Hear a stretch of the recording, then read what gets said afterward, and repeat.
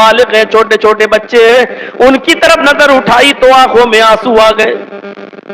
और आंसू आते हुए क्या कहते हैं, आए मेरे बेटो, मेरे कलम में इतना पावर था, इतना पावर कि अगर मैं चाहता तो तुम्हारे लिए बहुत कुछ छोड़ सकता था, तुम्हारे लिए बहुत कुछ दे सकता था, तो मैं अपने कलम से बहुत कुछ नवाज सकता था, लेकिन मैंने दुनिया की जिंदगी की मुसीबतों को आखिरत की मुसीबत पर तरजीह नहीं दी है। मैंने आखिरत की मुसीबत से बचाया है, इसलिए आए मेरे बच्चों, आए मेरे बेटों, मैंने तुम्हारे लिए कुछ नहीं छोड़ा है। आए मेरे बेटों, मैंने तुम 14 के 14 बच्चों को मैंने अल्लाह के सुपुर्द कर दिया है, अल्लाह के हवाले कर दिया है। अब मैं नहीं जानता कि मेरे परवरिश कैसे होगी, मेरे बाद तुम्हें कौन संभालेगा, मैंने तुम्हें अल्लाह के सुपुर्द कर दिया है।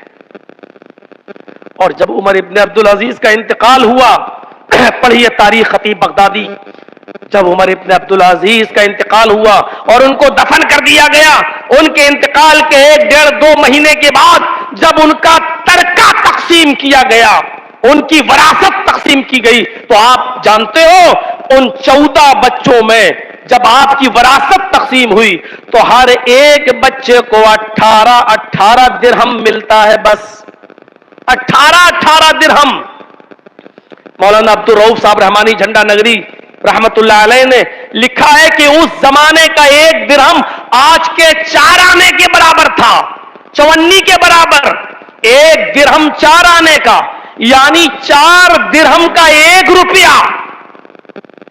अब जोड़िए 18 दिरहम एक बच्चे के हिस्से में आया तो 4 चौक 16 दिरहम का 4 रुपया, अब बचा 2 दिरहम उसका 50 पैसा, यानी एक बच्चे के हिस्से में 4.5 रुपया आया।